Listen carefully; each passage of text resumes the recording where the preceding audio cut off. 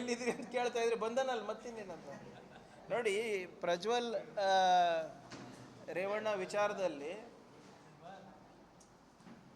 ಮುಂಚೆ ಸಾಕಷ್ಟು ಊಹಾಪೋಹಗಳಿತ್ತು. ಆದರೆ ಇವಾಗ ಅವರೇ ಕಸ್ಟಡಿನಲ್ಲಿದ್ದಾಗ ನಾವು ಏನಾದರೂ ಸುಮ್ಮನೆ ಸಂಕಲ್ಪ ಮಾಡ್ಕೊಳೋದು, ನಾವೇನೋ ಒಂದು ಸುಮ್ಮನೆ ಕಾಲ್ಪನಿಕವಾಗಿ ಮಾತನಾಡೋದು ಸರಿಯಲ್ಲ.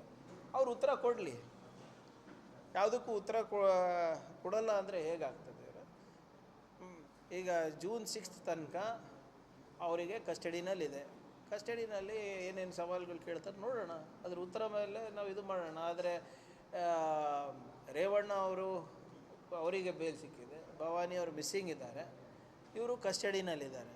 ಸೊ ಯಾರ್ಯಾರು ಮೇನ್ ಅಕ್ಯೂಸ್ಡ್ ಇದ್ದಾರೆ ಎಲ್ಲರೂ ಕೂಡ ಇವತ್ತಿಲ್ಲ ನಾಳೆ ಕಾನೂನಿನ ಚೌಕಟ್ಟಿನಲ್ಲಿ ಇರ್ತಾರೆ, ವ್ಯಾಪ್ತಿನಲ್ಲಿರ್ತಾರೆ. ಅವ್ರೇನು ಉತ್ತರ ಕೊಡ್ತಾರೆ ಅದ್ರ ಮೇಲೆ ನಾವು ನೋಡೋಣ ಅಂತ. ನಾವೇ ಯಾಕೆ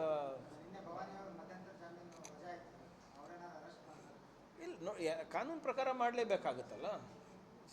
ಕಾನೂನಿಗಿಂತ ದೊಡ್ಡವರು ಯಾರೂ ಅಲ್ಲ ಅಂತ ನಮ್ಮ ಸರ್ಕಾರ ನಿನ್ನೆ ತೋರಿಸ್ಕೊಟ್ಟಿದೆ.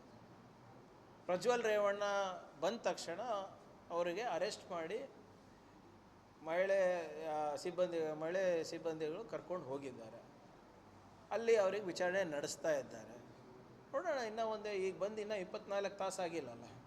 ನೋಡೋಣ ಏನೇನು ಹೇಳ್ತಾರೆ, ನೋಡಿಬಿಟ್ಟು ಇದು ಮಾಡೋಣ. ಯಾಕಂದರೆ ನಮ್ಗಿಂತ ಚೆನ್ನಾಗಿ ಅವ್ರಿಗೆ ಗೊತ್ತಿದೆ ಏನೇನು ಮಾಡಿದ್ದಾರೆ ಏನೇನಿಲ್ಲ ಅಂತ. ಏನು ಕೆಲಸ ಇದೆ ಅವರು ಅವ್ರು ಏನಾಗಿದೆ, ವೀಕ್ಲಿ ರಿಪೋರ್ಟ್ ಕಳಿಸ್ಬೇಕನ್ಸುತ್ತೆ ಮೇಲ್ಗಡೆ ಅವರು. ನಾವು ಇಷ್ಟು ಜನಕ್ಕೆ ಬೈದಿದ್ದೀವಿ, ಹಿಂಗೆ ಹೇಳಿದ್ದೀವಿ, ಹಂಗೆ ಮಾಡಿದ್ದೀವಿ ಅಂತ. ಸೊ ಅಷ್ಟಕ್ಕೆ ಅವ್ರು ಸೀಮಿತ ಇದ್ದಾರೆ. ಅವರೇ ಉಳಿಯಲ್ಲ. ಎತ್ತಾಳವರು ನನ್ನ ಬಗ್ಗೆ ಎಷ್ಟು ಪ್ರೀತಿ ತೋರಿಸ್ತಾ ಇದ್ದಾರೆ, ನನಗಿಂತ ಹೆಚ್ಚು ಪ್ರೀತಿ ವಿಜೇಂದ್ರ ಮೇಲಿದೆ ಅವರಿಗೆ.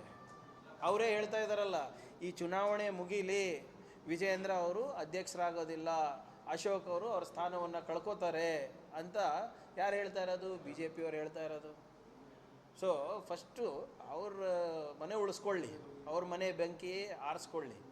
ನಮ್ಮ ಮನೆಯಲ್ಲಿ ಯಾವುದೇ ರೀತಿಯಾದಂಥ ಬೆಂಕಿನೂ ಇಲ್ಲ, ಯಾವುದೇ ರೀತಿಯಾದಂಥ ಭಿನ್ನಾಭಿಪ್ರಾಯ ಕೂಡ ಇಲ್ಲ. ಯಾರು ಎಷ್ಟು